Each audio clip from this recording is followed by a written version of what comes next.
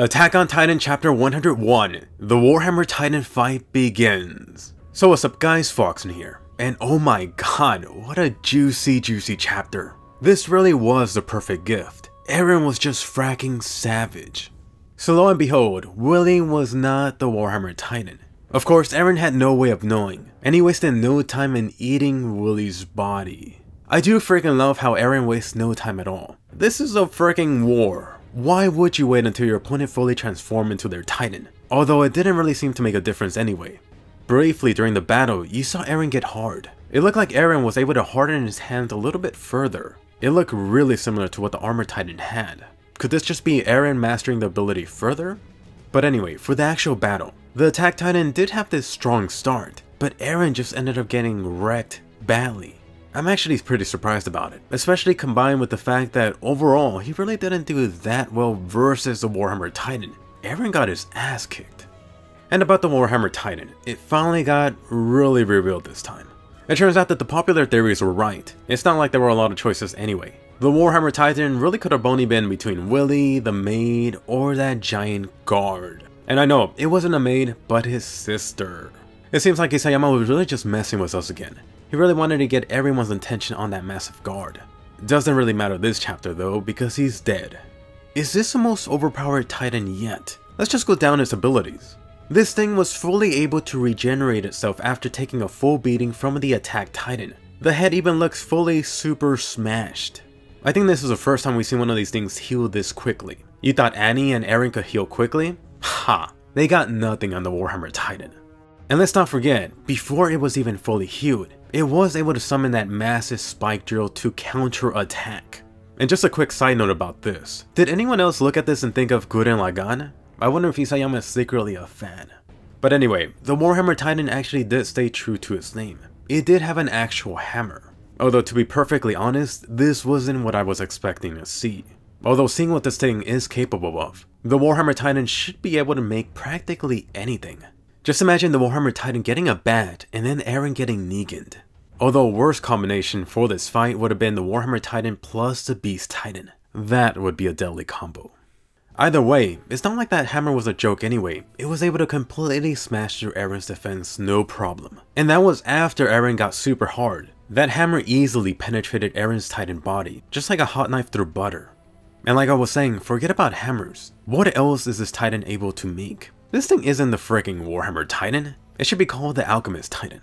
And just think, back in the day, whichever Titan teamed up with this Warhammer Titan got free Titan weapons. Body-wise, the Warhammer Titan looks very similar to the Attack Titan. Really, the only unique feature is the head. I don't think it looks armored at all, but who knows. The mask that it has covering itself could be skin or hardened crystal. Also notice that now all 9 Titan shifters have been revealed. This really only leaves the female Titan as the only specific female body one. Let the theories begin. Let's also not forget that this Tiber Titan was also able to speak while in Warhammer Titan form. Haven't you only seen Zeke do this in the past? Just how advanced is this Titan anyway? It looks like the only drawback to this one was just the user. I don't think she was completely without any combat experience, but I think obviously she wasn't actively fighting compared to someone like Zeke. A side note about this Titan too. Didn't anyone else think this looked like a mini Colossal Titan mid-transformation? Now, the big question about this is whether the Warhammer Titan is dead. Mikasa just came in and totally took it out. Seriously, Eren, you guys gotta double tap this thing right now. I bet you $10 that she did the whole Reiner thing, and she's still alive. There's no way the Warhammer Titan died. Not after one chapter. And speaking of which, the scouts. Mikasa. Finally, the scouts are here. And it's a freaking awesome way to end the year too with their reveal. Besides Eren, this does mean Mikasa's the first one you're getting a look at.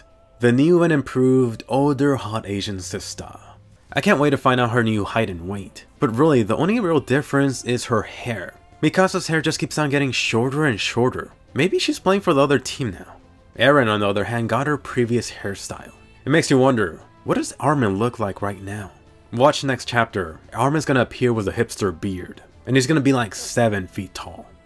But back to Mikasa, since she's really the only one you see here. Besides her hair being a little bit shorter, she now has this all black suit. She does have this chest plate with the Wings of Freedom on there. But the most exciting thing here is that new 3D maneuver gear. This one looks very similar to the one that Kenny used in the past. It must be a new upgraded version. All of the scouts have guns now with it. Notice on her legs, it looks like she has some compact blades too? I bet that's what they are. Alright, and I will mention Horseboy too. We definitely got a glimpse of this guy too. It was in that scene where you could see several other scouts in the background. Come on Isayama, which one of these is Levi, and where is Annie? As for the Marley commander Morgath, do we now know what Willie and his plan actually was? It looks like they were expecting Eren and the scouts to launch their attack now.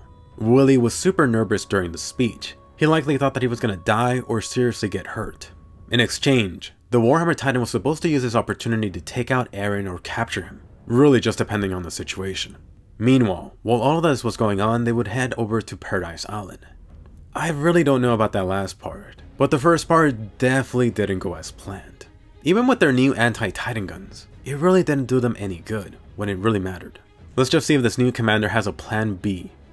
As for the aftermath of this whole Eren's attack, it was pretty shocking in a good and bad way seeing the start of this. Eren just killed, I don't know, hundreds of people with his initial attack? He really leveled the whole festival area, and this was before even the battle started.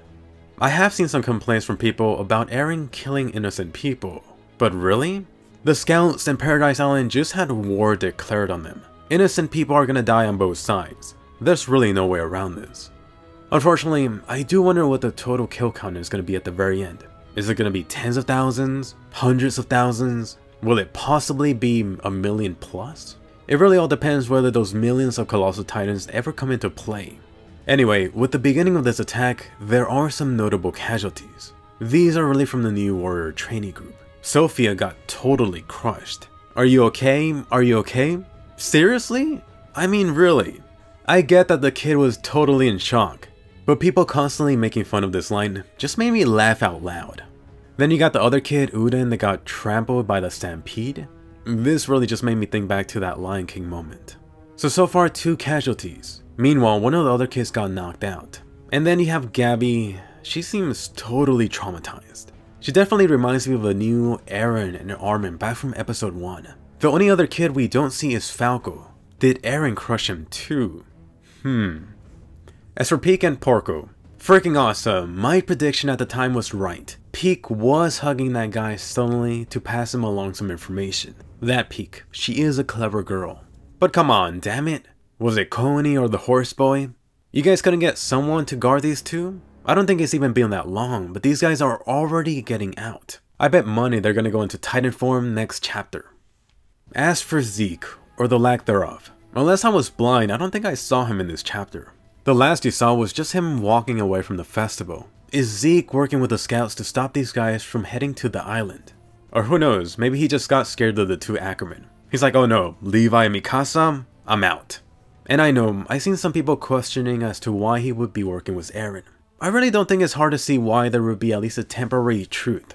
Zeke clearly has his own agenda. I could easily see this guy helping Eren just to backstab him later on. This is why I think Zeke might be helping Eren by leaving the festival. Right now, this guy's gonna stop the Marley army from heading to Paradise Island. And I know, it could be wrong, but that's my theory on Zeke right now. Perfectly fine if you disagree, but do let me know your theory if you do. As for Annie and her father, still nothing specifically on Annie on this chapter. Isayama is really just making us wait for the status of Annie. Although in this chapter, you do see Annie's father running within the crowd. But I don't know, was this guy running in a different direction? Could be. I think Annie's father might have been tipped off at some point. Or then again, that could be wishful thinking. I give it a 30% shot. Naturally, after every Attack on Titan chapter, we got a lot more questions than answers. First off, what is the Scout's ultimate endgame? After seeing this, you could forget about that Code Geass idea. It really feels like they now have to take down the entire world, just to make sure that no one goes after them. After how many people died here, there's really no going back. But honestly, it really doesn't matter what their plan is. This is a manga series after all. Things never go according to plan. Not perfectly anyway. Right now, there is a question about what is immediately next. They got 2 Titan shifters running over there right now. Will Eren be able to get his Titan up again? Seriously, the Card Titan is coming with some anti-Titan guns. And I'm sure the new Jaws Titan could wreck him badly too. And let's not forget about a certain someone. Whatever happened to Reiner and Falco? I can pretty much guarantee you that Reiner survived. Falco on the other hand, I think that guy died. From the warrior training group, so far 2 of them are dead, 1 of them is knocked out. And I really thought that both of these two, Gabby and Falco, has dead flags on them. I really think either Gabby or Falco are gonna need to die, just to really push Reiner to that next level. This would be what will push Reiner to fight against Eren for round 3. So calling it right now. Next chapter is gonna be the Armor Titan, the Cart Titan, the Jaws Titan versus Eren. Thankfully, Eren's not alone, he's got Mikasa and other scouts there. They still got their backup pieces left with Levi and Armin somewhere. Hopefully they got a backup plan ready. Things have been going their way for 2 chapters. I think that'll change next chapter. As for the next chapter, here's a quick prediction. Do I smell a whole lot of flashbacks coming? Next chapter we're definitely gonna see more of the scouts. I think a good chunk of that is gonna be spent looking back over the 4 years. Just seeing what these guys were planning. Maybe even Hanji working on the new 3D maneuver gear. Either way, this chapter was a perfect way to end this year. I think there goes any chance of that Zero Requiem plan. Or does it? But anyway, I want to hear your thoughts. Did this chapter live up to the hype? Was it better than chapter 100? And what did you think about Mikasa and her new gear? Is the Warhammer Titan really dead? Do you think we're getting a massive Titan showdown in the next chapter? And what was the best part of this chapter for you? Make sure to give this a colossal thumbs up if you enjoyed, and do subscribe, especially if you love my Attack on Titan videos. Recently, there's been a lot of comparisons to Attack on Titan and Code Geass. I made a whole video about that, so check it out and I'll see you guys later.